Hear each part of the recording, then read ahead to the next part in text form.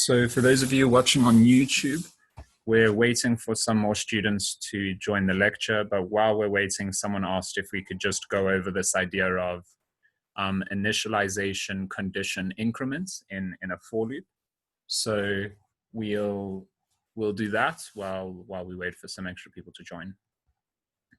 So I've just opened up Rex Tester because I think this is probably best to demonstrate here rather than just going through it in the slides again.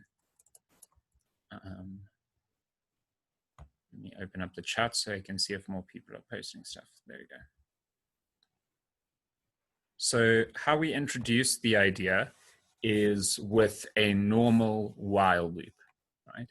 So I'll write up a normal while loop and I'll go through the function that each of these ideas play in the while loop and then just show how it converts exactly into a for loop, okay? So the first thing we need to decide when creating a loop is where our loop would start. So for example, our loop could start at 0 if we were counting up from 0. It could also start at 100 or 1,000 or wherever we wanted, really. Our loop can start wherever we like. So we'll start it at 0. I'm also going to comment each thing with what it is. So this is what we'll eventually be calling our initialization. Okay? So our initial point. So the important part of the word there is initial. So this is the initial place our loop will start. Next, I'll define the normal while loop structure. So all it is the word while, some normal empty brackets and some normal curly brackets, okay? So when we're looping, when we're repeating something, obviously the computer can't just do it forever, right? It can't just repeat things forever. Like logically, you should be able to repeat forever, right? Like by what the structure is defining.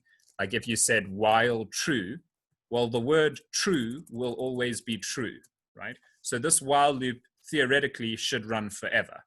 But obviously, practically speaking, the computer can't run something forever, right? We don't have infinite time. Like errors, we don't have infinite memory. So errors will occur before we reach forever, right? So usually how we do this is we'll define some fixed stopping criteria, right? So the condition is just where the loop must stop, okay? What has to be true in order for this loop to run? So for example, if we say I less than 500, we might, while I is less than 500, I can be anything that is less than 500. It can be minus 100, it can be 0, it can be 1, it can be 499. Anything less than 500, this loop will run because our while condition is less than 500. As soon as this hits 500 or 501 or 1,000 or 10,000, whatever is greater than 500, this loop will not run. Okay, so that's what we call our condition. It's where we're going to stop, where the repetition must stop. So if we start at 0 and go up to 100, anything less than 100, this loop will run for, and it starts at 0. Okay. Cool. The last thing we have to explain. So let me run this for now, and let's see what happens. Okay. So currently we're starting. So this is our condition inside the while loop here. I'll hit that. The curly bracket to the next line. This is our condition inside the while loop here. The I less than 100 is our condition. So if I ran this now, right, we've got an initial place and we've got a stopping condition. So it starts at 0, this loop starts at 0, and it ends at 100. That's what I've defined so far. But if I run this, it runs, it runs, it runs, it runs, it runs, and it'll continue to run, but eventually, this is going to break.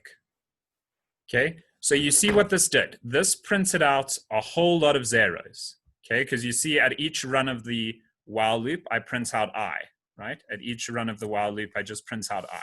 And I started at 0, okay? this is way more than 100 zeros, right? I'll continue scrolling to show you just how crazy this is. So the computer just kept doing this. It kept running, kept going and going and going and going. I'm still scrolling. This is all the computer just printed out. I don't know how many zeros this is. It's a lot of them though. Okay, it keeps going, and you see it even says dot, dot, dot at the end. This continued forever. This basically just went on and on and on.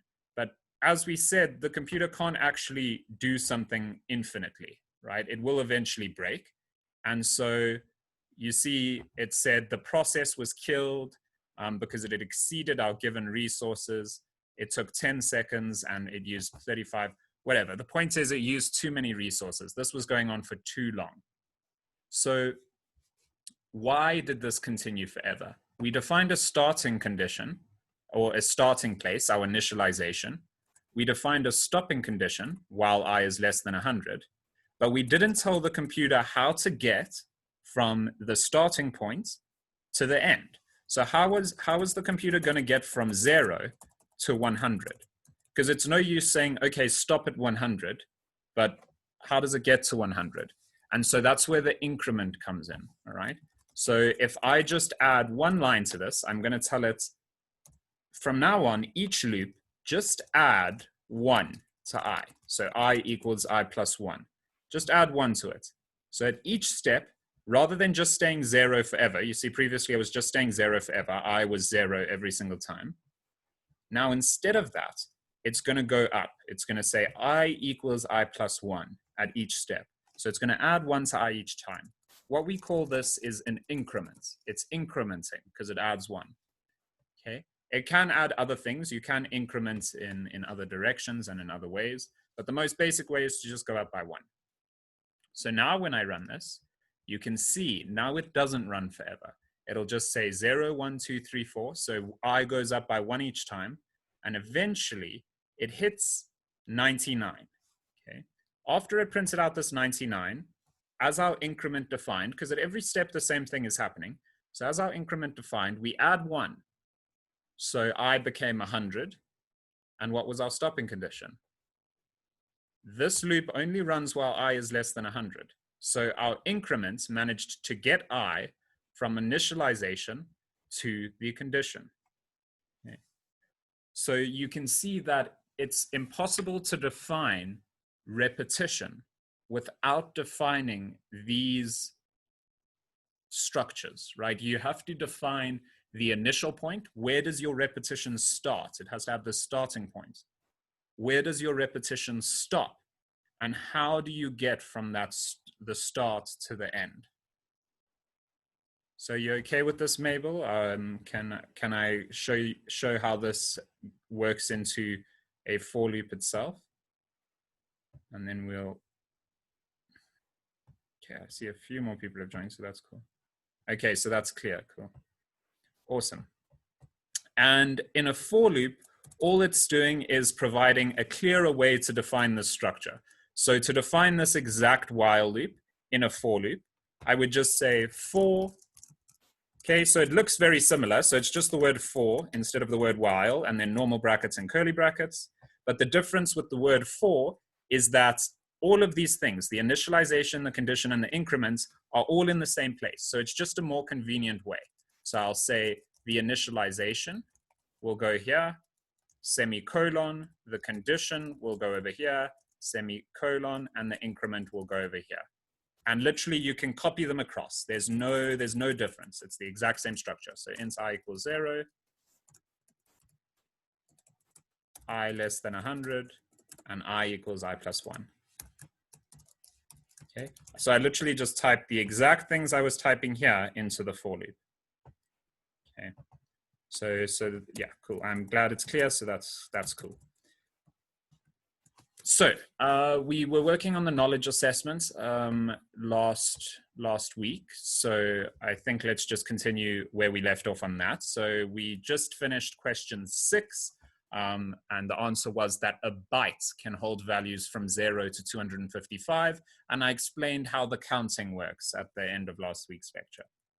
So I explained why a byte can hold from 0 to 255. the next question is this one, which is a pretty interesting one. I think I think it was you, Chris. You've now had actually first-hand experience of this question. Although I'm not sure if you would have noticed, but we can see. So if you don't have a base case in your recursive algorithm, you create an infinite recursion. An infinite recursion will cause your program to throw an exception. Which exception will your program throw in such a case? So is it A, out of memory exception, B, stack overflow exception, C, divide by zero exception, or D, invalid operation exception? Okay, so Chris did notice, he's answered. I'll leave this open-ended for a little while longer. Yeah, so it's an interesting question. I mean, you can eliminate some options immediately. Okay, so divide by zero exception. It's very clear where a divide by zero exception would be thrown, right? We've seen this firsthand, in fact. It's whenever you divide by zero, right? If you're trying to divide something by zero, you're going to get a divide by zero exception, right? So if I say int x equals 3, console.write line, and I'll say int y equals 0, and if I try to print out x divided by, okay, so someone's call is lagging. I don't think it'll be your PC. It might be your internet connection, hey?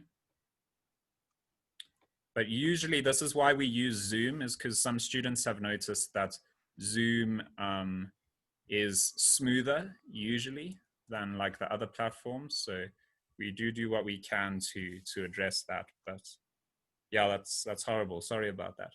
Sorry, someone was saying that they've been lagging for the last 3 lessons. So cool. So what happened here? It said divide by zero exception. Why did it say divide by zero exception? Because I was trying to divide by zero, right? Makes sense.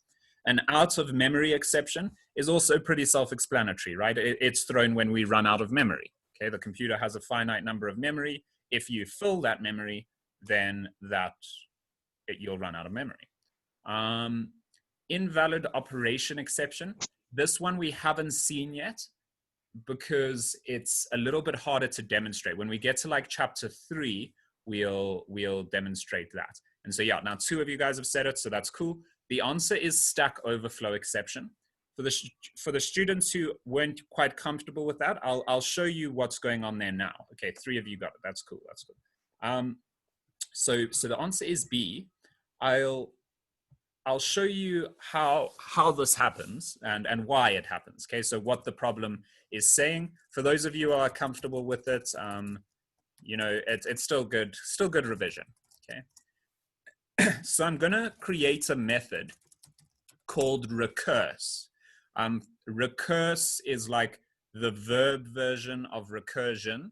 So if something is doing recursion, we could say that it is like doing a recurse or a recursive operation, something like that. It's just another way of saying recursion, basically. So this is a method that recurses. Okay, so it's a recursive method. So I'm calling it recurse. And literally all recurse is going to do, I'll just show you guys. So I'm going to say console.writeLine. I'll make this return an integer for now, just to show you. This is going to be a perfectly normal method. Okay, and for now, I'm just going to make it return 0.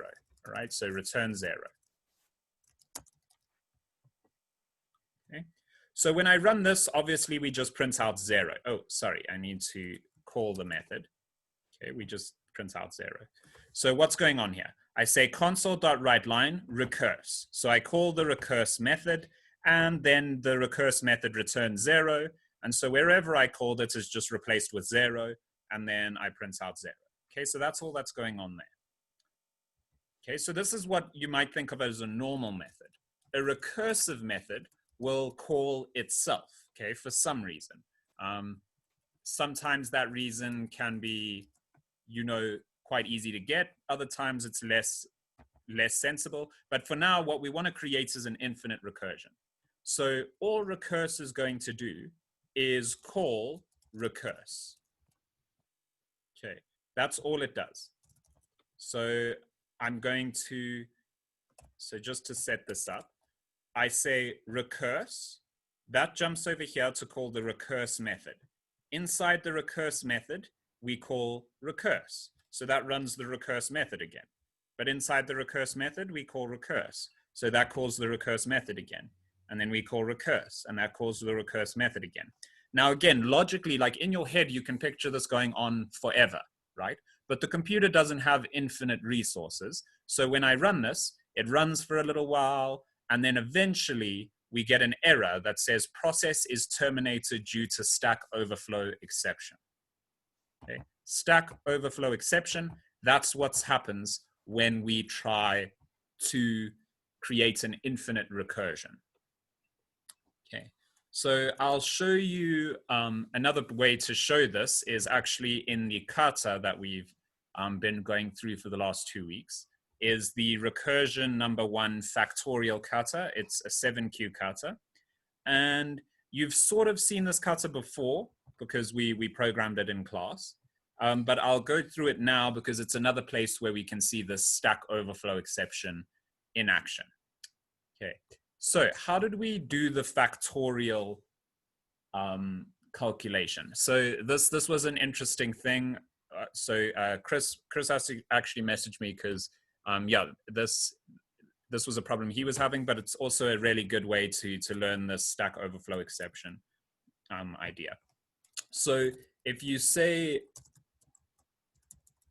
so the goal here is for us to just do the recursive algorithm that we learned 2 weeks ago, where you just count down, right? So you say 5 times 4 times 3 times 2 times 1, and it just calls itself, right? So you can picture doing this like the wrong way. So if I was doing it in this recursive algorithm, I would say in this recurse method, I would say this returns an int, and I might say, okay, I want to print out the integer at the end. So console.writeLine recurse. Okay. And I'm just going to say that this returns, for now, I'll make it return 0. Okay. I'll make it return 0. It's going to take in an integer. Okay, let me set this up a little bit better because it might be confusing this way. Okay, so for now, it takes in an integer, let's say 10. I'll make it a smaller integer. So let's say 5. And it's just return 0 always. What I'm going to do is create the main body of that recursive algorithm. So what I want this to do is take the original integer that it takes in, okay, 5, or n in this case, okay, so int n is the integer that it takes in. And I'm just going to multiply by recurse of n minus 1. So you can picture this will go 5 times by 4, okay, but it's calling recurse on 4. So recurse on 4 will say 4 times by recurse on 3, okay, and recurse on 3 will say 3 times by recurse on 2, and that will say 2 times by recurse on 1. And you can picture this will just go on forever, and we'll get a Stack Overflow exception. So what we need is a stopping criteria, right? So for example, I could say, all right, when you get to n equals 0 or 1, we could say, let's for now say 1. When you get to n equals 1, instead of calling recurse again, just stop, just return 1. Okay. And now we have that correct algorithm. So I'm just going through this one more time for any students who have forgotten. Okay. So this was a perfectly legitimate way to handle this, right? So basically, the main part of this is that when it gets to 1, it just stops and returns 1. So you can picture this will work for all numbers where it'll eventually get to 1. Like if I just give it 1, then the first time it recalls recurse, n is set to 1, and I will say if n is 1, then return 1. So this will just print out 1. Okay. Eventually, when it finishes running, yeah, see, it just prints out 1. Okay, but if I called it on 0, now so 0 is not equal to 1, so it won't return 1. and it will run n times recurse minus 1. And this will just go infinitely downwards, and we'll get a Stack Overflow exception. Okay. So yeah, I'm just combining these two things, like this question with the kata. And so the solution to the kata is, it's basically this. It's very similar. So you can, there we go. So it'll be something like this. But as we just saw, when given 0, this recurses infinitely, right? And so the solution here, because they actually tell you here, the value of 0 factorial is 1. So the solution here is just to make this n equals 0 return 1. And then you'll see that this is valid. Okay. Oh, sorry. Right. We don't call it recurse. Recurse doesn't exist here. So factorial. There you go. Sorry, I was trying to combine the question with the solution to the kata. But yeah, so this is the kata we've been working on for the last while. And yeah, so maybe compare solutions. If you haven't completed this kata yet, then maybe go back to this part of the lecture and hopefully things will be clearer. But yeah, the basic thing is, if we're doing infinite recursions, we'll get a Stack Overflow exception. Okay, so you need to define, just like with the while loop, you need to find a place where it stops. With recursion, you need to define a place where it stops. And if you don't define that place, you'll get a Stack Overflow exception. Okay, let's move on to the next question. You write the following method. How many times will the for loop in the code snippet be executed? Okay, so look carefully, guys. Look at this for loop and think about the parts. We actually just saw this. Think about the parts of a loop that are important. So what does this for loop have? Okay, so remember, we have something, semicolon, something, semicolon, something. We're supposed to have 3 things, right? So what is this for loop doing, right or wrong? I don't want to give too much away. So I'll type this for loop into Rex Tester just so that we might be able to see it more clearly for those of you who are struggling. So let me open up Rex Tester here. So I'm going to write the for loop over here. So they have a for loop, right? That's fairly normal. They say int I equals 5, semicolon. Okay. Oh, sorry, they say 1, right? Int I equals 1, I is less than 5. Yeah. So int I equals 1. I is less than, do they say less than or equal to? No, they say less than 5. I is less than 5, semicolon. They stop there. And inside the for loop, we just print out I. So we'll say console.writeLine I. So that's their for loop.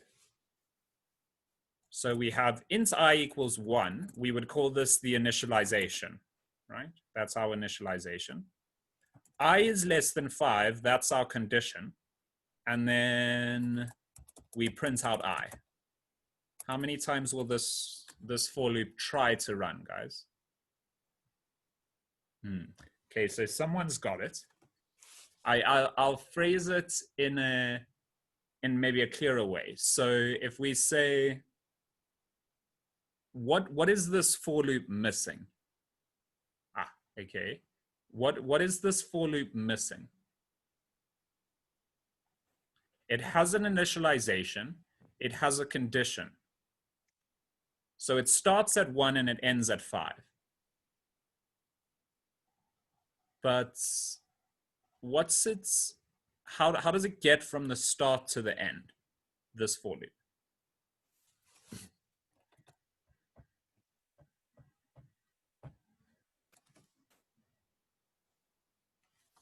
So I'm going to try running this. So I'm running it. Exactly, Yusuf. So we've seen this before with our while loop that was printing out 0. So look, I'm going to scroll down. This is going to take very long. So you can see on the right there how much I'm scrolling. See how many times this is printing out 1? Right? It starts at 1 and it ends at 5. When did we define how it gets from 1 to 5? Right? as we said, the for loop is initialization, semicolon, condition, semicolon, increment. So after that second semicolon, we're supposed to define an increment, right? And okay, I'm going to stop scrolling down now because my computer's actually lagging. But as you can see, this printed out a lot of ones, right? This is a lot of ones. So it never gets from 1 to 5. So I'm going to go up to the for loop and we'll see what's missing. Okay, this was a lot of scrolling. Okay, let me try to do this a little bit faster. There we go. Cool. So we're back at the top. So you can see we have int I equals 1. That's our initialization. The loop starts at 1. The loop ends at 5. That's cool, but it never gets from 1 to 5. What is this missing? It's missing an increment. So we need to say I equals I plus 1, perhaps, in which case this will work as we expect and it would run 4 times, right? Because 5 minus 1 is 4. Okay, so that's great, but you see that the increment wasn't actually there. They left out the increments, so it had no way of getting from 1 to 5. The for loop won't magically put an increment there. It expects you to give it an increment, but it won't just put it there for you. Okay, the code is not going to do this for you. You have to be clear about what it is you want. Okay, so you need to say, is this I equals I plus 1? Is it I equals I plus 2? Is it I plus plus? What are you doing to get from 1 to 5? You have to tell it that. It won't do it for you. So this for loop will try to run infinitely. It'll have infinite repetitions because it'll start at 1. It'll want to end at 5, but it has no way to get from 1 to 5. So each time it's just going to print out 1 and I will be 1, and then it'll go again and I will be 1, and then it'll go again and I will be 1, and it'll go again and I will be 1. Okay, so it's the same as the while loop without the increment. Okay, hopefully that makes sense, guys. Let me know if you want more time on that. Okay, cool, great. So which of the following C# features should you use to organize code and create globally unique types? Interesting. I think we might spend some more time on this in the next section, because yeah, we didn't spend too much time on the structure of a C# program. But the answer here is namespace. Okay, the answer here is namespace. So namespaces are for organizing code. Don't worry if you couldn't get that one yet. We kind of discussed it when we said program is in rextester.program, right? And so that makes it globally unique. So you can picture that, this is a good example. So here we've got console, all right? Console is inside the system namespace, okay? So system.console.writeLine it's the same as saying just, I'll make it so that it is. We'll see this a lot more in the next section, because the next section is basically about this. Okay, so I'm going to run this now. You can see that system.console.writeLine is the same as saying console.writeLine. Okay, they're referencing the exact same thing. Okay, so why is this? Well, here we say using system. System is a namespace, just like we have namespace rextester here. Inside system, there's another thing called console, okay, which is a class. So they have a class console. So you can picture, I could create public class console here. Okay. I can do that. But you would see that currently there's a console inside system and there's another console here. So how would C# tell the difference? Well, this console over here would be rextester.console. Okay, because our namespace is rextester. This console is system.console because it's inside system. Okay, so that's what namespaces are for. It's almost like websites, right? Like you can access facebook.co.za, or you could access, I should send that on to everyone. Or you could access facebook.com. Okay, so there's two different ones basically. There's like the .co.za and there's the .com, and they make them unique. Okay, so that's what's making them unique. Okay, might seem a little bit weird now, but don't worry. When we get into chapter 2, it'll make a lot more sense. Okay, but yeah, that one's more of a chapter 2 question, I think. This one, this one's interesting. Okay, this one's trying to trick you intentionally. So yeah, let's do this. Okay, write the following code snippets. Int numbers equals 1, 2, 3, 4. Int val equals numbers 1. Rectangle handler handler. So we've got two code snippets there. What is the value of the variable val after the code snippet is executed? Again, this is trying to trick you guys. So I'll give you guys some time maybe, and you can see if you'll get it. They are trying to trick you. Okay. It is actually the simple answer, is what I'll say. Right. It's not the like don't confuse yourself, is what I'll say. So we create an array called numbers. It has 4 items in it, 1, 2, 3, 4. We then create a variable called val, and we say its numbers in position. Yeah, okay. So someone's gotten it. That's cool.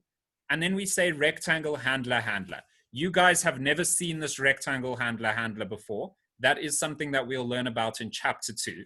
The reason they're putting it there is to trick you. Okay. You haven't learned about rectangle handler handler. You don't know what this is referring to.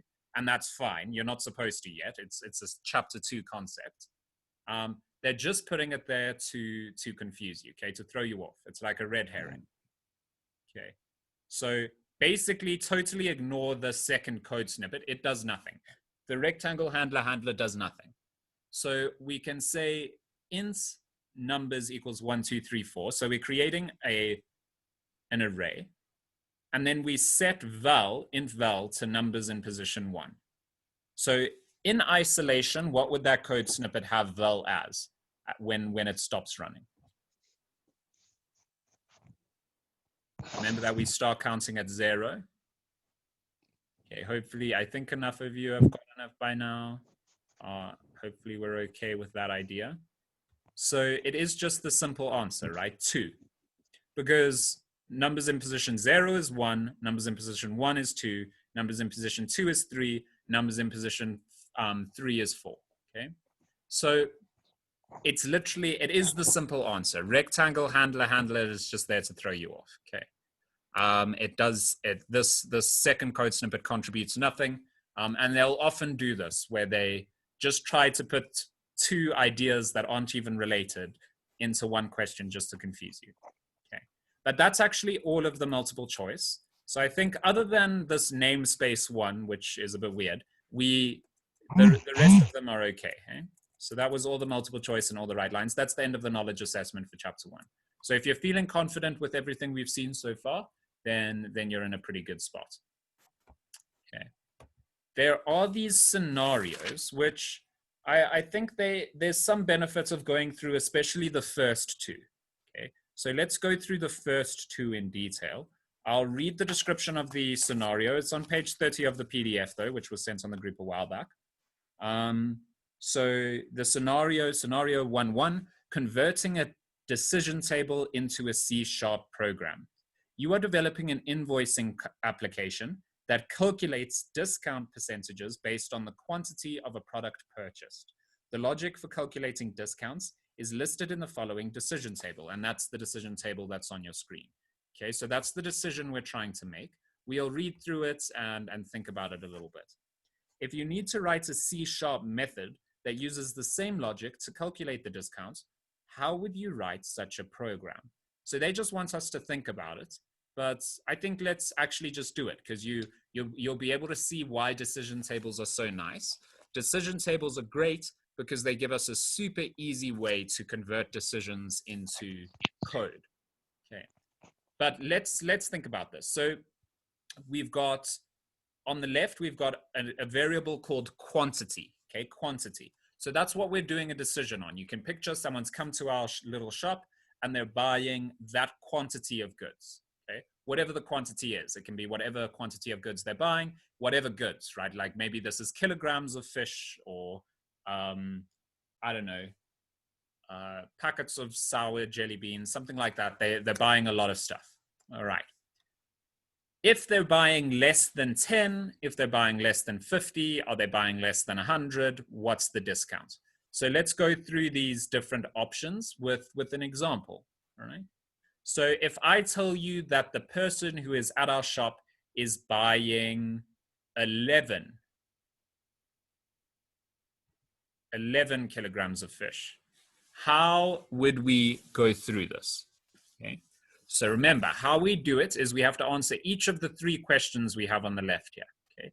So is quantity less than 10? The answer for us here is no.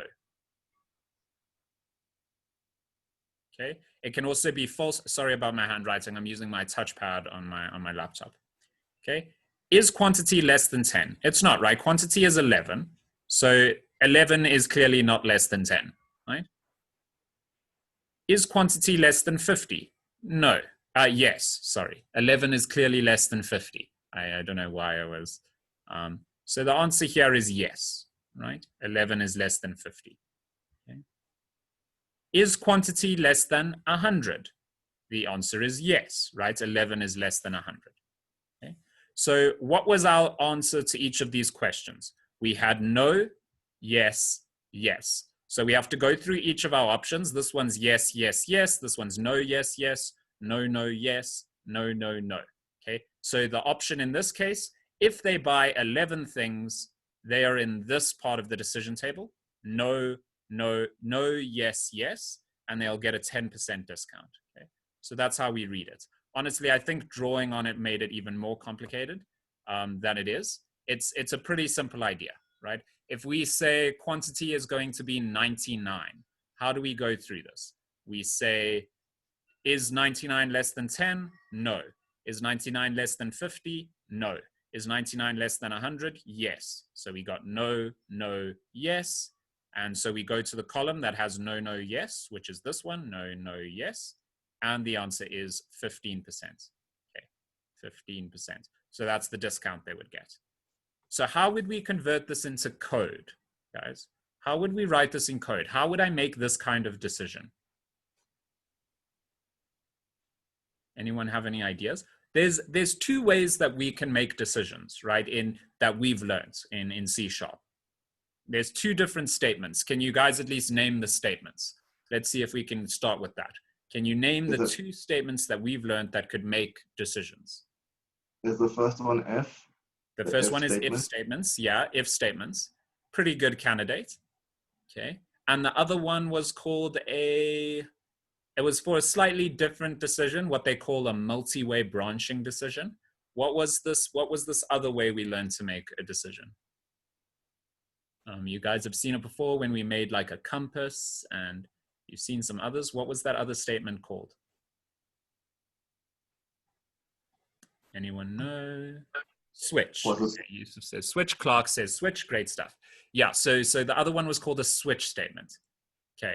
A switch statement only works if your cases are equal, right? So if you have an expression, some variable, and it can be equal to a bunch of cases, then you'll use a switch statement. Okay. So in order to program this with a switch statement, we would have to create cases for quantity is 1, quantity is 2, quantity is 3, quantity is 4, quantity is 5, which is very difficult. And so for this, if we were trying to program it, we would use an if statement. I'm just going to show you how to do it before we have a break, because I think it can be beneficial to show you why decision tables are quite great. Okay. So I'm actually just going to program that up for you guys quickly, and you'll see that it's actually not so bad. Okay. So we'll basically have a bunch of if statements. Okay. And it might look a bit scary because it might be the first time you guys are seeing something like this. But you'll see that it's quite intuitive what's going on. Okay. So I'm going to start by writing out one if statement. Okay, if else. There we go. So I've got the full range. That's one if statement. So I'm also going to create our variable called quantity. Okay, so int quantity equals 0. Okay, how much should we buy? Shall we start by buying 9? Okay, we're going to start by buying 9 of whatever it is. If you guys don't mind, because quantity is a lot to type, I'm going to make my variable called q. Okay, int q equals 9. Q is just for quantity. Okay. And we're going to answer these questions. So we've got quantity less than 10. That's the first option. And this is why these are so cool. Okay, this is why the decision table is so cool, because it's very easy to convert to code. The first case is if quantity is less than 10. And in that case, I'm going to say console.writeLine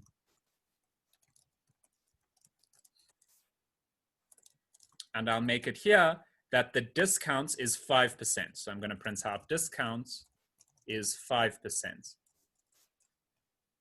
Okay, discount is 5%. And now you can see for this q equals 9, we get discount is 5%. So that's the first part of our decision table done. Of course, if I make quantity greater than 9 in any way, then nothing will happen. So it's not working for those other cases yet. Okay. So I need more. I need more. So how we'll do this is say, we've got this else statement here. Okay, we've got this else statement here. So we ask, is quantity less than 10? If it is, then the discount is 5%. Okay. Else, so in all other cases, when quantity is anything that is not less than 10, we'll come to this else statement. Okay. But you can see that we now have to ask another question. Is quantity less than 50 is the next question, right? Is quantity less than 50 is the next question we have to ask. And how will I ask that question? Well, it's just another if statement. So in all other cases, I want to ask, is quantity less than 50? Okay. And I'll write out another if statement here. Okay, is quantity less than 50? If it is, then say console.writeLine, the discount will be, I think it's 10% in this case. So discount is 10%. Okay. So can you see I've almost got like an if statement in an if statement. So now you can see Q is 11. So it comes to the first question. Is Q less than 10? No, it's not. Q is 11, which is not less than 10. So it goes to the else statement. Inside the else statement, it says, it asks, is Q less than 50? Q is 11, right? So 11 is less than 50, so the discount is 10%. Okay. And you can imagine I could put another if statement here to ask if Q is less than 100. Okay. Now, there is a neater way to do this. So C# has a pretty convenient way to do this. Instead of making it look like this, where you put the if statements inside the else statement, you can say, you can go back and you can ask another question right here, okay, by the else.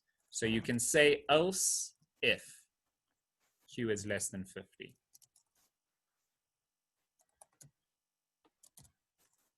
So you can put the word if directly next to the word else, which is pretty convenient. So you can see we've now got two options, right? Two options are handled. So it'll say, if Q is less than 10, console.writeLine discounts is 5%. Else if Q is less than 50, console.writeLine discounts is 10%. There's another question, right? I'll say else if Q is less than 100. Discounts will be 15%. Okay, console.writeLine discounts is 15%. And the last option is in all other cases. So if Q was less than 10, then the discount is 5%. If it's less than 50, the discount is 10%. If it's less than 100, the discount is 15%. In all other cases, else, the discount is 20%. Okay.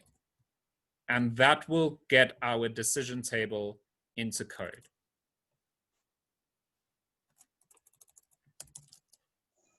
Okay, and so there we go. That's that decision table that we just saw in code.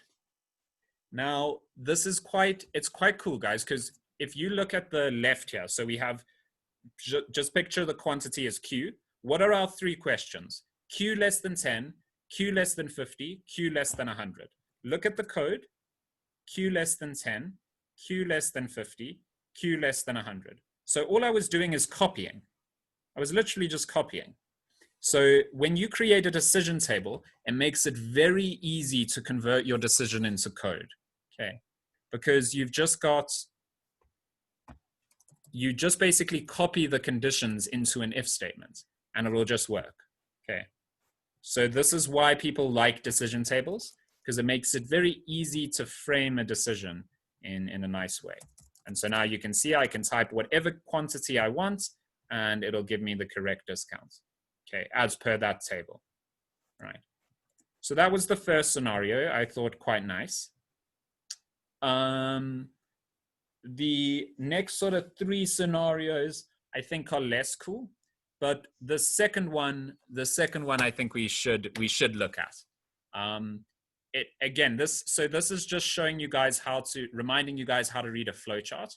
This flowchart is, I think, substantially more complicated than the one we saw before, but it's actually, you'll see that if you were feeling focused when we discussed a question a while ago, a specific question in today's lecture though, then this shouldn't be too bad for you. So we say, we start at the start, we input a number, okay? We set a variable called fact to 1. Okay, so fact is initially 1. I think I should be using a mouse here so that I can draw faster because, okay, it's right here. Let me do this. Okay, sorry, I'm back. Just plugging in a mouse quickly so I can draw more neatly. There we go. So fact is initially set to 1 here. Okay, so we've got a variable called fact that's set to 1. Okay. We come here and we ask a question. Is n greater than 1? Is n greater than 1? Okay.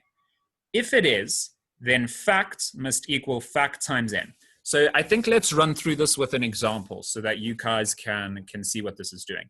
And by the way, if you ever have any idea what this flowchart is doing, if you know how to describe it, then please do post in the chat because I'm interested to see when it clicks for you guys, okay?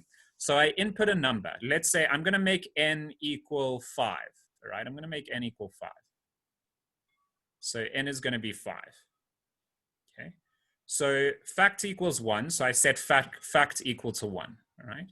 So I'm gonna keep track of fact over here where the 1 is, and I'm gonna keep track of n over there where the 5 is, okay? I ask the question, is n greater than 1? Well, n is 5, so 5 is greater than 1, right? I think we can all agree. So we have two branches here, a yes and a no branch. Ooh, I should have included that, sorry. If you look in the PDF, this is when the answer is yes. Okay, so yes. And this is when the answer. Okay, so the answer is yes, right? N is greater than 5. So we come over here. Fact equals fact times n. All right, so fact is no longer equal to just 1. It's now equal to fact, which is 1 times by n, which is 5. Okay, so 1 times 5. So fact is now 5. Okay, so fact is now 5. I then say n equals n minus 1. Okay, so n is no longer 5. It's now 4. Okay, because 5 minus 1 is 4. And then we follow this back to this question. So we ask the question again. Is n greater than 1, guys?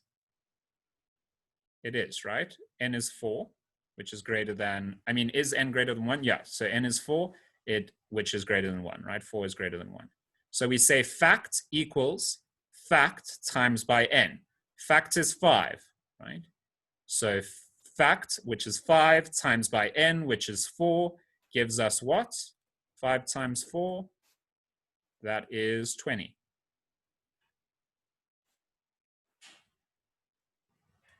We go to the next step. Yeah, exactly. Good thinking. Yes, exactly, Mabel. We're defining a loop here, precisely. So, guys, Mabel just said that she can see we're defining a sort of initialization. We're defining a condition, and we're defining an increment. So, yeah, maybe so. Very close, Mabel. So I'll show you what these are in this code. So you're correct on the initialization. Our initialization is n. Whatever we set n to is the initial point our loop will start. Our condition is this, in this case, is n greater than 1. Is n greater than 1 is our condition. Okay, because we'll stop when n is no longer greater than 1. And our increment in this case is n equals n minus 1. So we're counting down from n to 1, all right?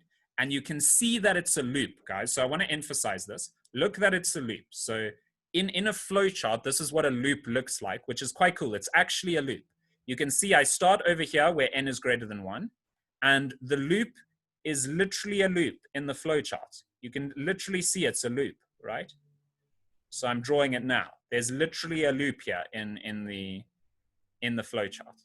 Okay, it literally creates a looping shape. Okay, this is why flowcharts. Chris, nicely done. Precisely. So yeah, you're correct. I won't spoil it. So let's continue. And we'll see. Okay, so what we just did is we said fact equals fact times n, and that made fact equal to 20. We now say n equals n minus 1, which is our increment. So we take out the 4 is no longer 4, it's now 3. Okay, n became 3. Okay, n became 3. And we go back to the start of the loop. Is n greater than 1? Yes, it is. It's 3, right? So we repeat. Fact equals fact times n. Okay, so 20 times by 3, which means that fact is now 60, right? Fact is now 60. And we say n equals n minus 1. So 3 becomes 2.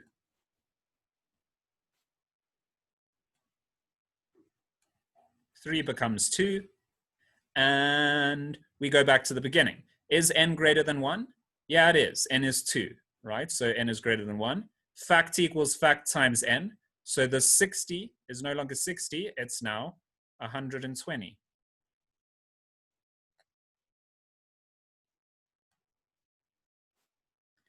Okay, n equals n minus 1. So n is no longer 2. It's now 1. Okay, n equals n minus 1. Is n greater than 1? N is now 1. So we've reached the end of our condition, right? The answer is no, because 1 is not greater than 1. 1 is 1. So we now follow this no branch down to here, and we output facts. So this will print out 120 to the screen. And then we stop. Okay, and that's it. We're done. Okay, so what did this do, guys? I input 5, and it gave me 120. I input 5, and it gave me 120. Shall we try with one more, just so you guys can, just for those of you, yeah, let's see. Let's try with a smaller number. I'm going to input 3 this time. Okay, I'll input 3 this time, and we'll go through it again. Okay, so I input 3. Yes, nice, Mabel. So the recursion we were doing was to calculate the factorial, right? So we were trying to calculate, with the recursion, we calculated 5 factorial, which equaled 120. Let's see what 3 gives us. Okay, let's see what 3 gives us. So we say input n, I'm going to input 3, fact equals 1. Okay, so fact is initially 1. Is n greater than 1? Yeah, it is, it's 3. Fact equals fact times n. Cool, so 1 times 3, fact is now 3. Okay, n equals n minus 1, so n is now 2. Is n greater than 1? Yeah, 2 is greater than 1. So we go again. Fact equals fact times n. So this is now 6. N equals n minus 1. So this is now 1. And is n greater than 1 still? No, it's not. 1 is equal to 1. It's not greater than 1. So we output fact, which is 6. So we input 3, and we got 6. So what is that? Well, 3 factorial equals 6. Okay. So what does this flowchart do? This flowchart will calculate the factorial of the number you enter. And it doesn't do it with recursion, right? This is using a loop, right? So it uses a loop over here. We calculated the factorial with recursion, which is just another way of doing it. This is using a loop, which was actually the first way we did it. Oh, sorry, I erased someone's annotation there accidentally. You know what? Because it'll show off quite a lot of things. I'm going to convert this. It'll be very quick. I'm going to convert this flowchart into code. All right. I think that's probably a good exercise. So let's do it. You see here, as we're defining a loop. So I've highlighted in green. The initialization, the condition, and the increment. Okay. I've highlighted these in green. So I'm just going to convert these very quickly into Rex tester code. Okay. So let me do that quickly for you guys. The first step, we want to input n. N is going to be an integer. So I'm going to say int n. We want the user to be able to input it. So technically we should say, we should allow the user, like what it is saying is we should allow the user to input the number using something like console.readline. So that allows me to type something and the computer will read it in. But I'm just gonna, just for the sake of simplicity, we're just gonna type the number that the user inputs there. Okay. We'll see those other things in a little bit. Okay. So int n equals 5. So that is inputting n. All right. The next step, we say int fact equals 1. So we create a variable called fact, and it must equal 1. Okay. We now define a loop. Okay. The loop condition is n greater than 1. So I say while n is greater than 1. So n starts at 5, it ends at 1. Okay. N is greater than 1. Okay. Now, inside our loop, and this is what's so cool about flowcharts, guys. Look at the flowchart. What is inside this loop? If you look at this loop here, inside the loop, it's the flowchart displays it so well because it is literally inside the loop, right? The flowchart displays this very effectively. So inside the loop, we say fact equals fact times n, and n equals n minus 1. And you'll see, I'm literally going to copy these two things exactly into the loop. We'll have fact equals fact times n, and n equals n minus 1. That is our loop done. Okay, that's our loop. And then the last step, it says, is output fact. So console.write, and I'm just going to output fact. Okay, and you'll see, I run this, takes some time, but eventually it prints out 120. Okay, if I put in 3, like just the 2 examples that we just went through manually, it outputs 6. Okay, so you see how nice and convenient it is. Once you've got an algorithm in a flowchart, it's very easy to convert that algorithm into code. Okay, so that was the second scenario. The next 2 scenarios, I think, aren't so beneficial in terms of the kinds of questions you'll be asked. So yeah, we'll pass over these, okay, and then get started with chapter 2, but after we take a small break. All right, so let's break until 10:10. So we'll do a 9-minute break. And sorry, I went a little bit. Usually we break at 9:55, but I think this was okay. So let's do that. We might come back to these scenarios if we have time, but I want to get started on chapter 2 today.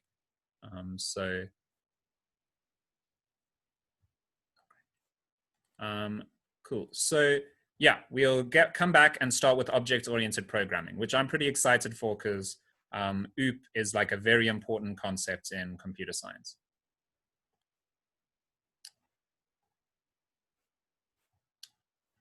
Okay. Yeah, so come back at 9:09. Let me pause the recording for people watching on YouTube.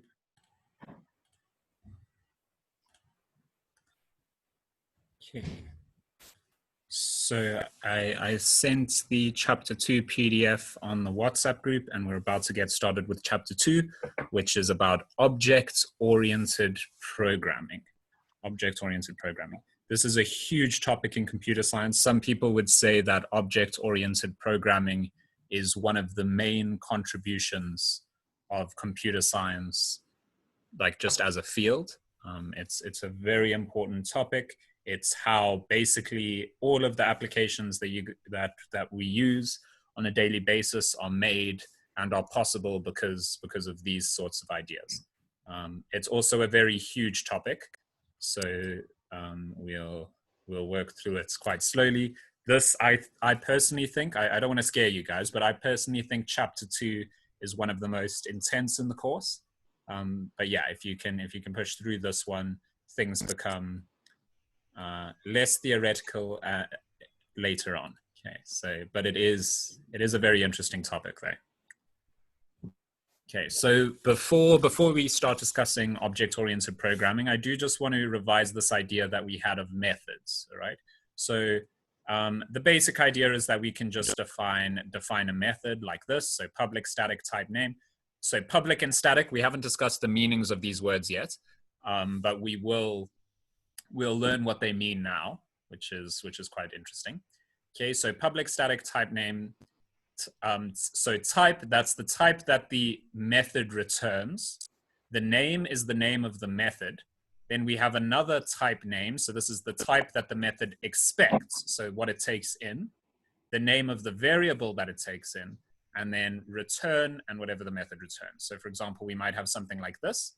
So we have like public class program. So this is the name of our class. Okay, we don't really know, we don't have a good idea yet as a class of what a class is in code, but that's a big topic in chapter 2.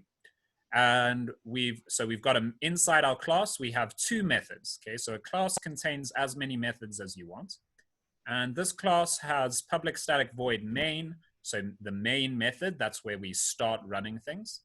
Int x equals 3, console.writeLine function x. Okay, so we call function. How does the computer know where function is? Well, that's the name of our method. Okay, static int function. So it sees function, it immediately knows that it's expecting to print out an int. Okay, when it prints out function x, because it knows the return type of function is int, it knows that it will be printing out an int. Okay, we give it x. X is 3 initially. Okay, so function takes in x and saves it in a variable called a, which is also an integer. So you see the type of int a is the same as int x. So that's important, that the type it's given is the same as the type it expects. And then it returns a times a, which will just be 3 times 3. And so this code here will print out 9. Okay, so quite simple, really. This is just us understanding the idea of a method. Okay. However, there is a lot of there's more power. There's more power in the structure, so we'll see that now. Okay. So with that sort of revised, let's introduce object-oriented programming. So the basic premise or the idea about what object-oriented programming is basically to allow us to program in a way that is more similar to how things work in the real world. Okay. So if you picture the world that's around us, it contains many different things, right? People, birds, tables, chairs, whatever. It contains many, many different things. And all of these things are capable of interacting with each other simultaneously, right? Like human beings can talk to other humans, birds can fly around. All of these things can happen simultaneously. That's just a very naive and simple description of the world, right? If in computers, things don't really work like that, right? Computers do not contain objects. There are no different things. There's just lines of code, just a bunch of lines of code, and all of them just run in order, right? We run this line, and then we run this line, and then we run this line. Okay, it just goes through the code and runs everything sequentially.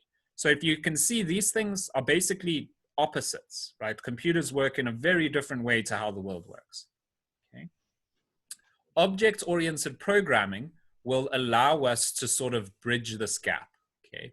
So object-oriented programming will allow us to program in a way that is more intuitive to humans. It's more intuitive to how we see the world. Okay.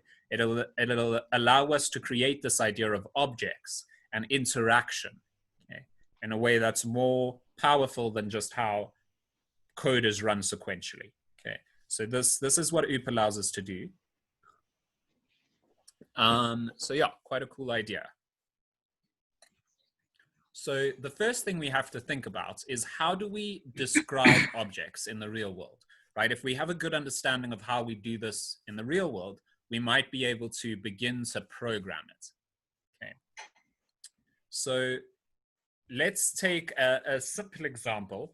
If we have 3 humans, all right, we've got people, right? 3 people. Okay. So initially, we're just going to say they're all just people. They're like a blank slate. Okay, they're all the same basically. We haven't yet defined uniqueness. We've got this idea of people. There's just 3 of them. There's 3 people. Okay, and you can see they're all the same initially. And slowly we could like build up an idea of uniqueness, right? We can say each person has specific properties about them, right? Specific attributes, right? For example, they might have different hair colors. So this person might have blue hair, this person might have blonde hair, and this person might have brown hair, okay? They can also have different heights. This person might be 1.8 meters tall, this person might be 1.6 meters tall, and this person might be 3 meters tall. So you see, we're building up attributes that make these people unique, right? But notice they all have these attributes. So currently, all of the people have a hair color, right? They all have a hair color. They also all have a height. It doesn't matter that all of the hair colors are different and all of the heights are different, but they all have a hair color and they all have a height. They all have these same properties, okay? The properties are different, the attributes are different, but they're always there. Okay?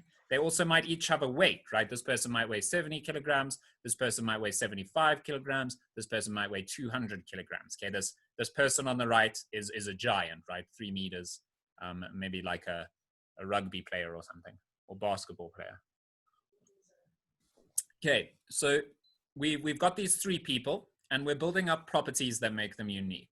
Okay? So this is a fairly, again, it's a naive way, but it's a fairly okay way to describe objects, how we see objects in the real world. Okay? So we can also give these objects names. This is convenient for when we're programming, okay? But you can picture they could have human names, right? This could be Jill, Jack, James, whatever. They can each have names, or we can go with the last 3 people in chat to make it more topical. So Mabel, Clark, and Christopher, these people are, they each have names now, okay? So, but we can also be more vague about it. We don't have to give them specific human names. They can be person 1, person 2, and person 3, okay? Just to keep things very simple, okay? If we add another person, they'll just be person 4. Okay, we can call them whatever we want. Okay, so person 1, person 2, person 3. Okay, and we can say that each of these persons, so person 1, person 2, and person 3, is a person. Okay, they have different attributes, but they're all a person. Okay, so there's this abstract idea, this higher idea of person, and each of the people that we've defined is like is a person. Okay, they inherit from the same idea. They're the same. They're instantiations. They're instances of the same thing. Okay, they're each a person. Okay? This is a structure that we can define in code. All right. And what do we call this? This higher idea. Okay, this higher idea of the idea of a person is what we call a class when we're programming. This is a class. So a class is what you classify things into. So you can imagine you have a class called trees, right? And all trees are trees. They're different in some ways, right? They might have different color leaves, they might have different color bark, they might have different heights, whatever, but they're all trees, right? So you can define a class called trees. Likewise, you can define a class called person or a class called cars, whatever you liked. You can also define objects, and objects are instances of a class, okay? So person one in this instance is representing the person class, okay? So we can say each object is an instance of a class, okay? So this is basically the idea that object-oriented programming is using, okay? You can imagine this seems quite weird that we can define this in code because it's quite an abstract idea, but you'll see that we can, and it works very well. All right. So yeah, cool. I think before we get into programming, because we will program up this example before the end of today's lecture, I think, if we can do it quickly, and we'll discuss some of the ideas that we see as we go. So objects can also be called instances, okay? And both of them make sense as names, right? So objects are sort of like physical embodiments of classes, okay, of an idea, right? And you can think about this in the real world. This is how we use the word object as well. Okay, you wouldn't necessarily describe persons as objects, but like the word object does apply in this sense, okay? And you can also call them instances. So what do we mean by instances? Well, we're saying that in this instance, this is the object we are looking at, or in this instance, that class is embodied in this person. Okay, so we can also say instances. So just get used to using instances and objects fairly interchangeably. Okay, usually they'll be called objects though. All right, and each person, as I alluded to earlier, so each person has specific properties. Okay, each person has specific properties. Everything of type person will have the same properties. In our case, they'll have a height, a hair color, and a weight. All right. And you can imagine adding other properties. It wouldn't be difficult. Okay. So each person has specific properties. All right. They are the same properties, but they can vary in value. Okay. So they're the same properties, but they can vary in value. So for example, person one dot height. What would you guys expect if I asked for the computer for person one dot height? What would I get back? Looking at this diagram, what would I get back? 1.8 meters. 1.8 meters, exactly. So there's a property called height, and every person has it. And how I can access a specific person's height property is to say person one dot height. If I said person two dot hair color, I would get 1.6. Yeah, yellow or blonde or whatever this hair color is. It's a bit, yeah, exactly. Blonde, yellow, cool. Person three dot weight, I think you guys have got the idea, would be 200 kilograms, right? Exactly, yeah, Yusuf, and Clark as well, yeah.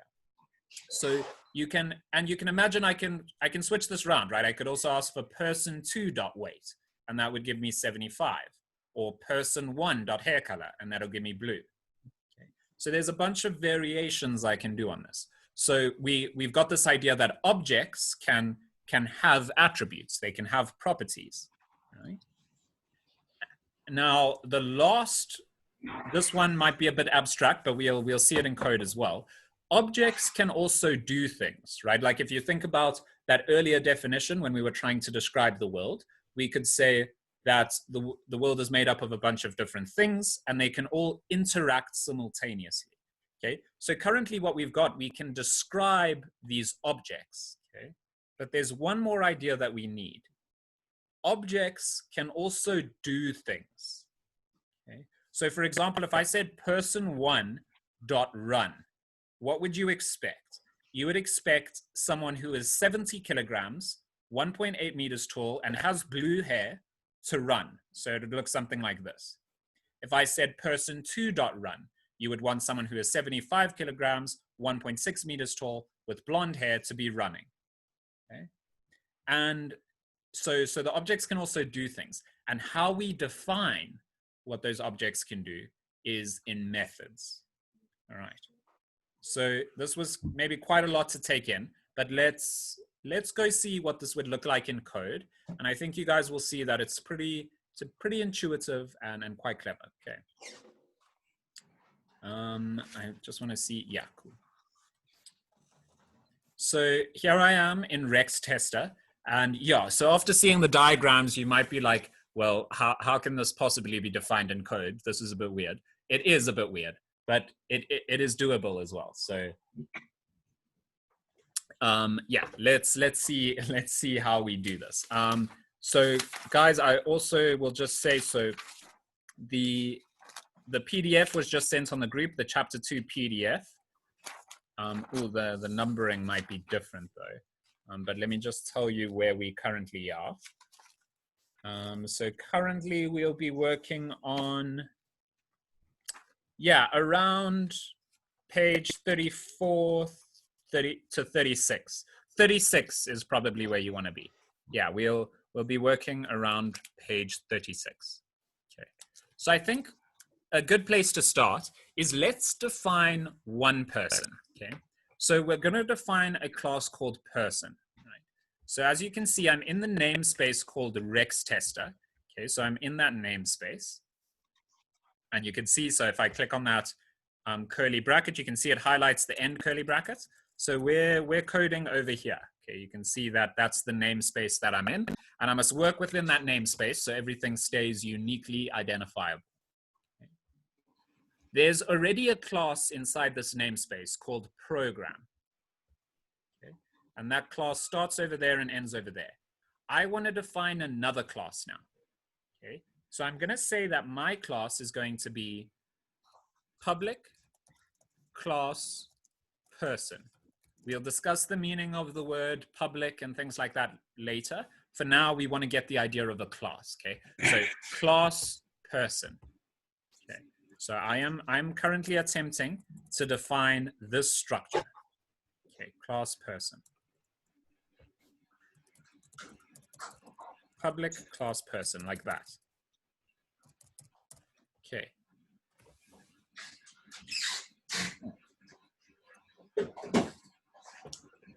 We can then say each of our people had certain properties. Okay. For now, we're gonna keep it simple, and we're just gonna make each property a variable. Okay, we're just gonna make each property a variable. So I'm gonna say each person has. Actually, I want you guys to tell me. So, how many variables do we think each person will need? So the person class, how many things is it defining about a person? Okay, so Yusuf said 3. Hopefully you guys see that that's quite an intuitive answer, right? So you can see that each person has a hair color, a weight, and a height. Okay. How might we store these, guys? So if I was storing the hair color, what data type am I going to be using to store the hair color? So we've got blue hair is what we want to define, blonde and brown. What haircut or brunette? How will I define this hair color? What type? What data type do you know of that can store? String. Exactly. So we'll use a string. Okay. Again, excuse my handwriting using a mouse. Cool. So that's 1 down. Okay, we've got numbers as well for the weight. So 70, 75, 200. What data type will we use for this, guys? That's int. Ints, exactly, int. And then we've got more numbers. So we've got 1.8, 1.6, 3.0. What data type should we use for that? Let's think. So which data type will allow us to store decimals as well? We're going to use double. Double, precisely, exactly. I won't write out double, but it is double. Okay, so we've now got the 3 things we want to store, and we've got their types. So hair color is going to be a string. weight is going to be an int, and height is going to be a double. Okay, so those are that's the structure we want to define here. So I'm going to come over here and I'll say public double height. Okay, so that's where I'll store the height of a person. Public int weight, that is where I will store the weight of the person.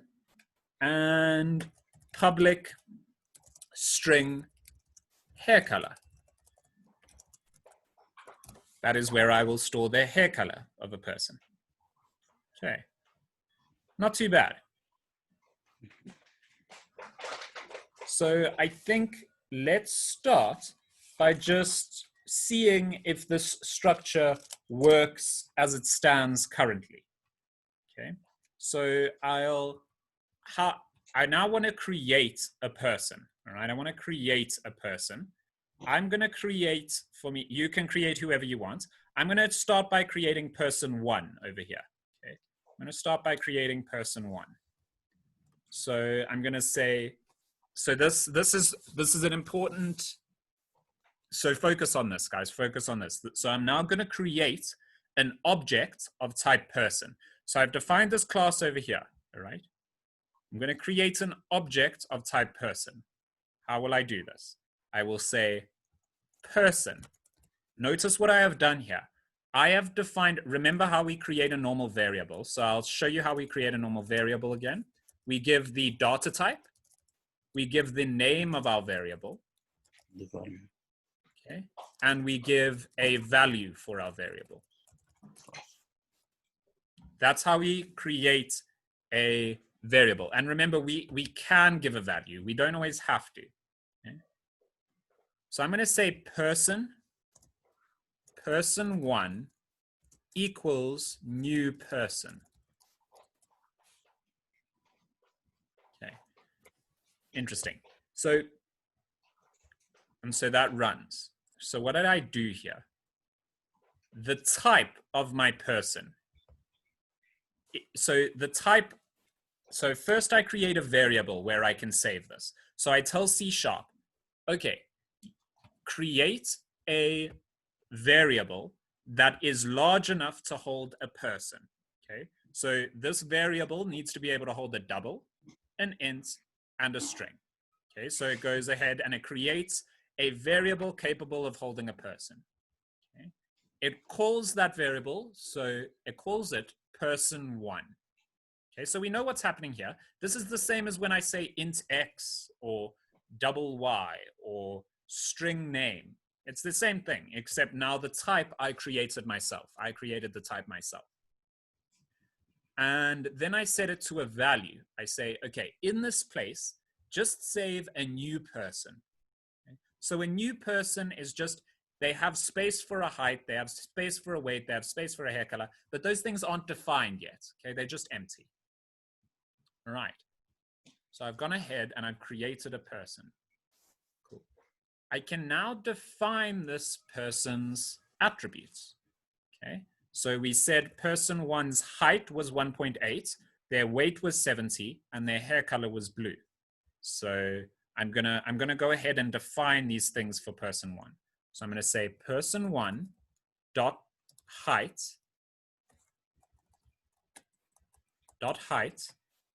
equals 1.8. Person 1 dot weight equals, was it 70? Yes, it was 70. And person 1 dot hair color equals blue. Okay. You can see when I run this, it works fine. Okay, so that runs. I've now gone ahead and created a person. Okay. So yeah, quite interesting. So we've created this basic structure now.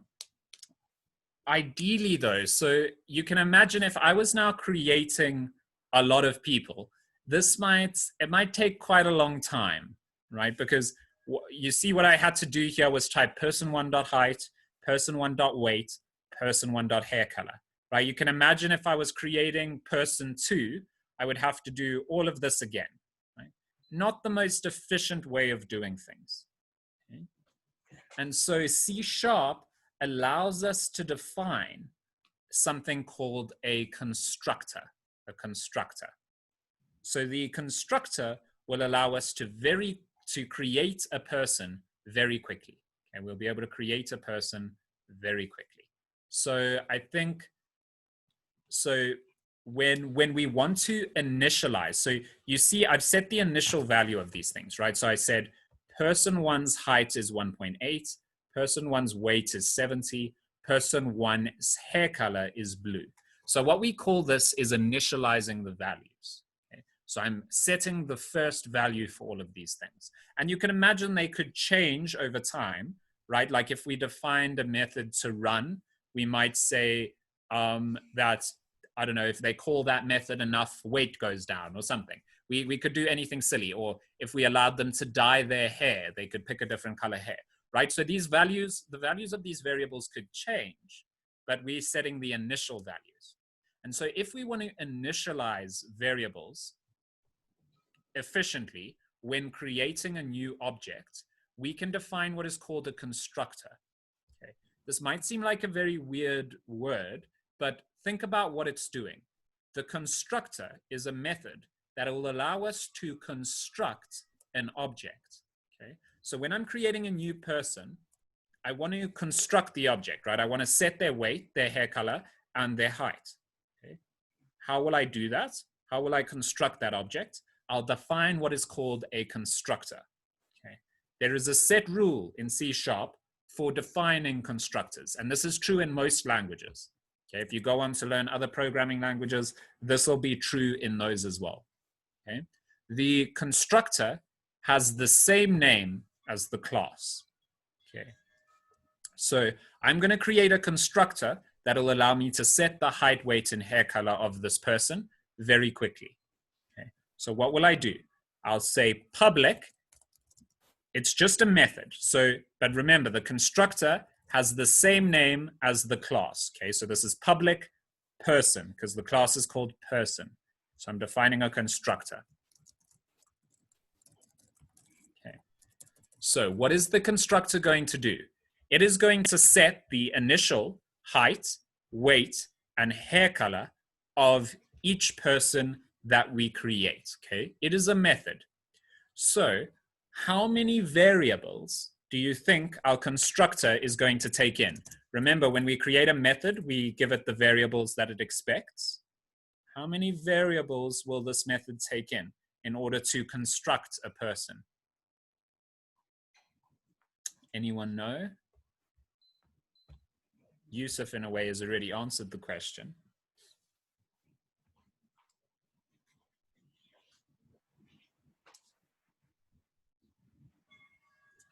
Cool. Yeah, so this is going to take in 3 variables, guys. It's going to take in 3 variables, right? Because it has to set the height and the weight and the hair color, right? So when I create a new human, I'm going to have to, when I create a new person, as an object of type person, I have to specify 3 things: their height, their weight, and their hair color. Okay. So this will take in 3 variables, and we know what their types will be as well. We're going to take in a variable that we will set the height to. We will take in a variable that we will set the weight to. And we will take in a variable that we will set the hair color to. Okay. In that order. So when we create a new person, we have to give it the height, the weight, and the hair color. In that order. That's what, if we want to construct a new person, this is what we are defining in our constructor. Okay. And all the constructor is going to do is say, all right, height equals h, weight equals w, hair color equals hc. Okay, you see the variable names, how they are lining up. Okay. Cool. So why did I do this? Why did the constructor make this so much easier? You see how I had to create this person here. I had to say person1 equals new person1.height, person1.weight, person1.hair color.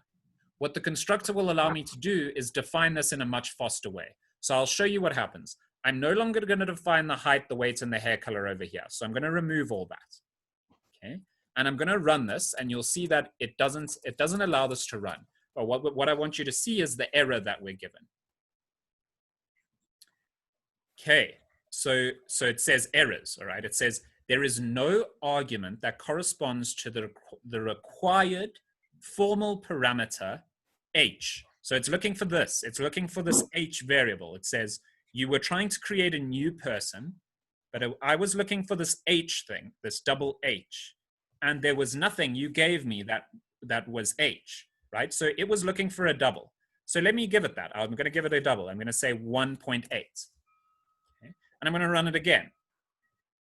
It says there is no argument given that corresponds to the required formal parameter w. Okay, so what was it looking for this time? It was looking for a double called h, and it found 1.8. It's now looking for an integer called w. It's looking for an integer next. And it's saying that the parameter w wasn't defined. So I must give it the parameter w. The weight for person 1 is going to be 70. So I'll specify 70 over there. Okay, cool. So I've now given it w. I'm going to run again. It says there is no argument given that corresponds to the required formal parameter hc. So it found the double. It found the integer. It's now looking for a string. So I have to give it a string. So I'm going to specify blue. And now when I run this, it works. So what did that do? We have now created person 1. We have set their height to 1.8, their weight to 70, and their hair color to blue. And we did it using a constructor. So we were able to very quickly construct person 1. And now you can imagine I can go ahead and construct person 2 and person 3. Okay, so I can say person 2 equals new person. Their details are, they are 1.6, that's their height, 75 is their weight, and their hair color is blonde. Okay. We can say person 3 equals new person. Their height is 3.0. Their weight is, this was the giant, right? Yeah, 200 or something. And their hair is brunette or brown.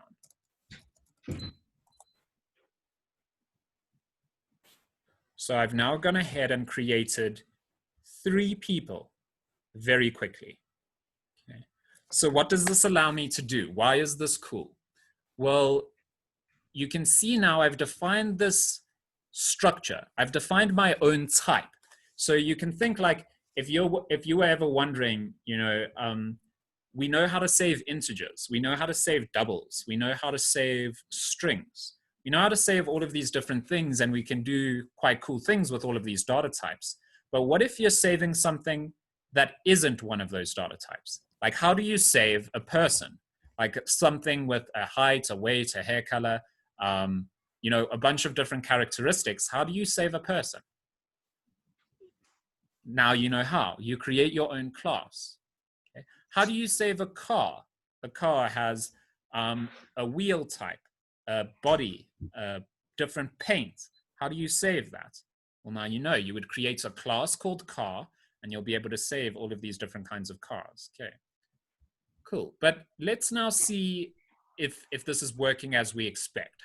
How do we use this? Well, quite simply, I can create a way to, let's just allow someone to describe themselves, okay? So I'm gonna say console.writeLine. I'll say, I wanna see person 1's, let's see, which characteristics were we looking for over here? Okay, I'm gonna print out person 1's height, person 2's hair color, and person 3's weight. Okay, so here I'm gonna say person 1 dot. Now look what's cool. So when you type something and Rex Tester or any IDE, whatever you're using to program, recognizes it, and you push dot, you see it gives you a bunch of options to autocomplete. If you go down here, you see what it says: hair color, height, and weight. Rex Tester knows what we're trying to do here. Okay. So we want to look at person one's height. Okay, so person one dot height. Okay, and when I run that, as we expect, we get 1.8. Pretty cool. I can also say I want to see console.writeLine person two's weight. So person two dot weight. And that'll now print out 1.875. I can say I want to see person three's hair color.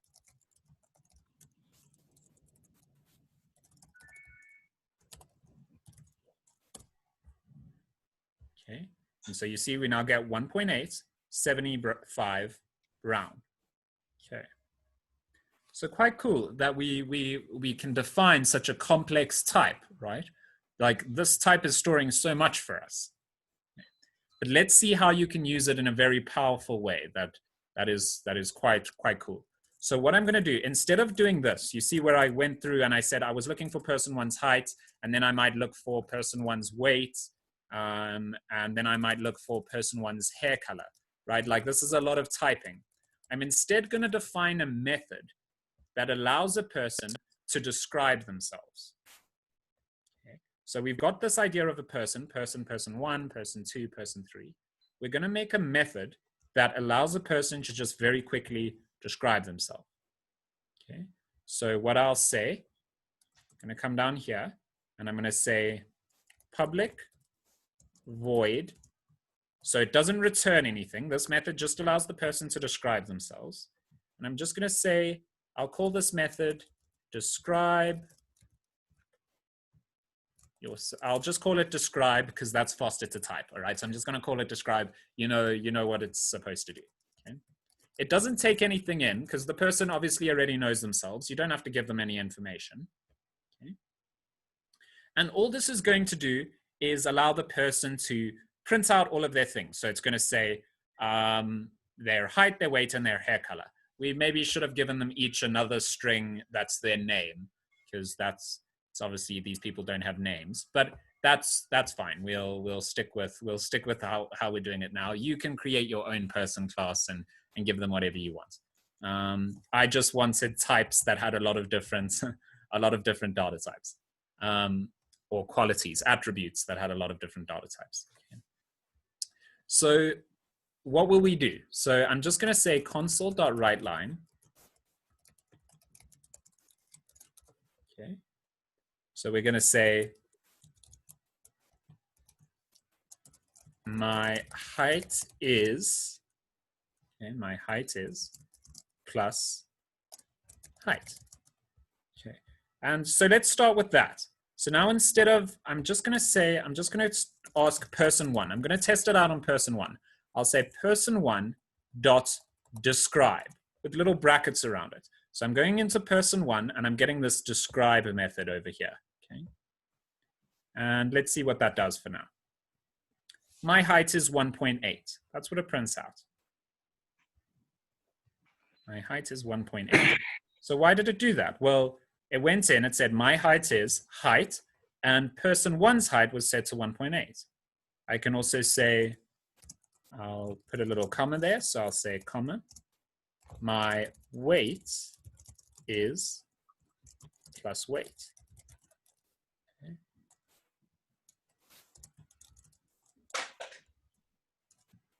Ooh, we can even give the thing. So I'll say my height is, and I'm going to put an M there. A little bit confusing how it's printing, but you can just picture it's just appending things on top of each other. Okay. And I'll say, I'm going to go over to the new line so it's maybe easier to read. Kilograms, and then, and my hair color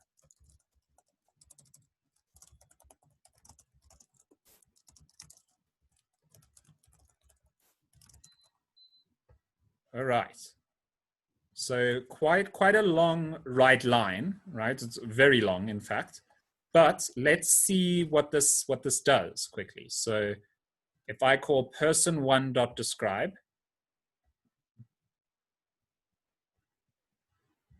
okay, we can even add a full stop at the end. Okay, so let me add a full stop at the end. So if I call person1.describe, I get my height is 1.8 meters, my weight is 70 kilograms, and my hair color is blue. Okay, so I've just changed the formatting a little bit. There we go.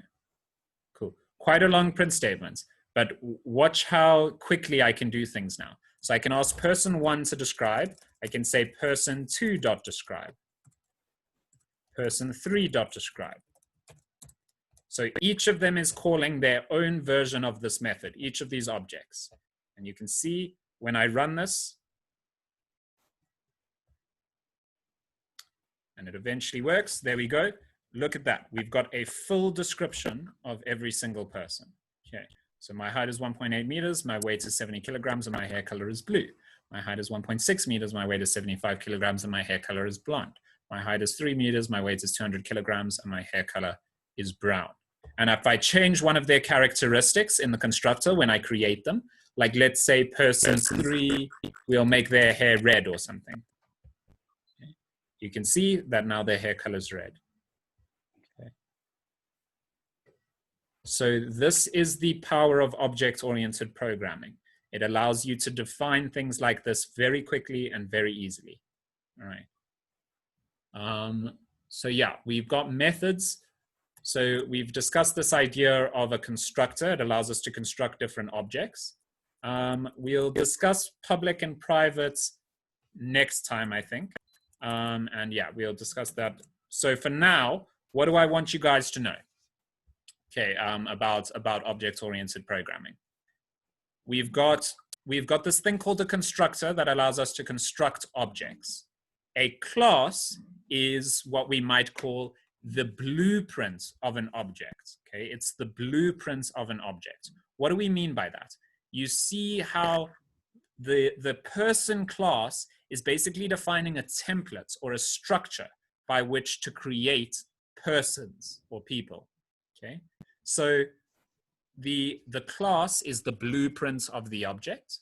Okay, each object we can call an instance of a class. Okay, so the object is just saying, in this instance, the class I am embodying, the object, I am embodying the class called person. Okay, so in this instance, so we can say an object is an instance of a class, all right? Objects can define methods, so they can define actions. They can also define these. So these are what we call fields. Fields. Okay, fields. There is another thing called properties. Okay, they're very similar ideas, so similar that I usually treat them as interchangeable. But there is a subtle difference. Okay, but we'll go into what they are. So, but yeah, like they're almost attributes that the object has. Okay, a height, a weight, a hair color.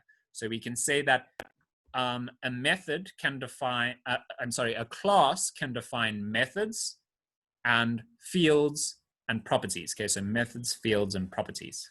Okay, you can even just think about it as methods and properties. Okay, methods and properties. So things that they can do, that's methods. So each of our persons can describe themselves. So that's something that they can do, and we define that in a method. And they have properties, which is things that they have. Okay, so they also just have things. Okay. We've also learned about a special method called a constructor, which allows us to construct or create new objects. All right, construct and create new objects. Cool. So that's what we've learned about today. I think let's call it today, because we could start covering public and private, like what the word public means. But, okay. Now there is one more thing we can discuss, and that's the word static. So I'm going to explain what the word static does. Okay. So let me do this. So for now, I'm just going to, okay, I'll leave our creating of new objects. Okay, I'll leave the creating of new objects over there. Right?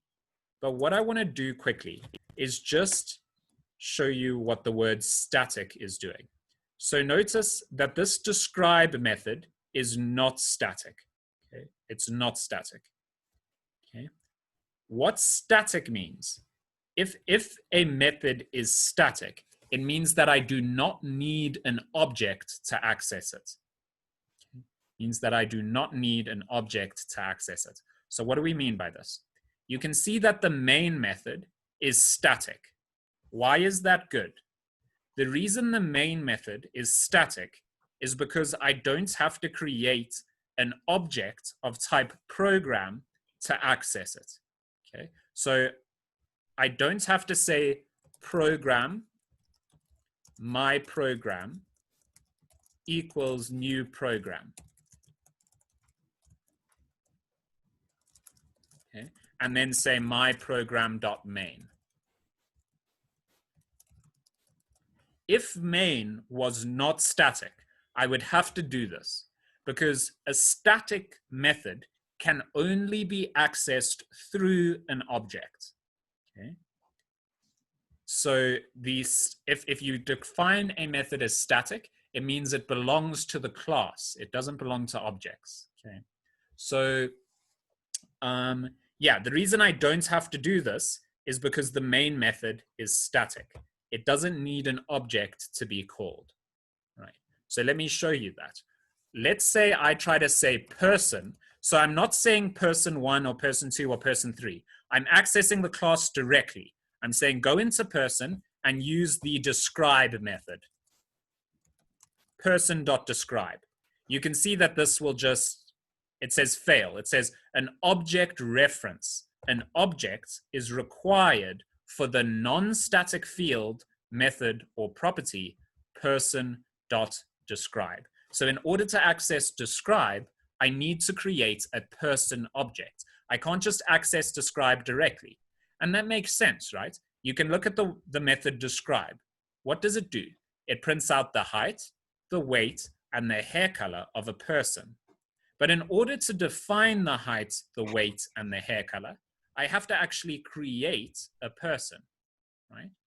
So if I tried to access the describe method directly, it wouldn't work because the describe method requires that I access it through the person object. Because if I try to access it directly, person, the class, the actual class person does not have a height, a weight, and a hair color. It doesn't have a height, a weight, and a hair color. It makes no sense to ask the person class to print out its height, its weight, and its hair color. It just defines the space. It defines the abstract idea of a person. It defines the idea that a person can have a height, a weight, and a hair color. It doesn't define the height, the weight, and the hair color itself. Okay, does that make sense? So the static keyword means that the method belongs to the class rather than each object in the class. Okay. So, yeah, it's a fairly complicated idea. It might become more sensible after we see what we'll be covering next week. Okay. But yeah, the basic idea of static is that it belongs to the method, it belongs to the class, not the object. Okay. Cool. I think let's call it there for today, guys, because I don't want to get into public and private when we only have 2 minutes left. Okay. I'd rather have a long lecture to discuss it. Okay. But yeah, thank you guys for coming and see you next week. Okay, thank you. That's sweet. Enjoy the rest of your weekends and stuff, hey? Thank you. Very simple. Cool. That's very good to hear, Mabel. We'll try to keep that up then. Cool. But yeah, I guess often revising questions after learning the concept will often be very helpful for like cementing your understanding. So that's cool. Okay, cheers everyone. I'll upload the YouTube video as usual. Enjoy your weekends and stuff. Yeah, thank you for coming. Cheers. And yeah, feel free to message me with any questions you guys might have. Bye.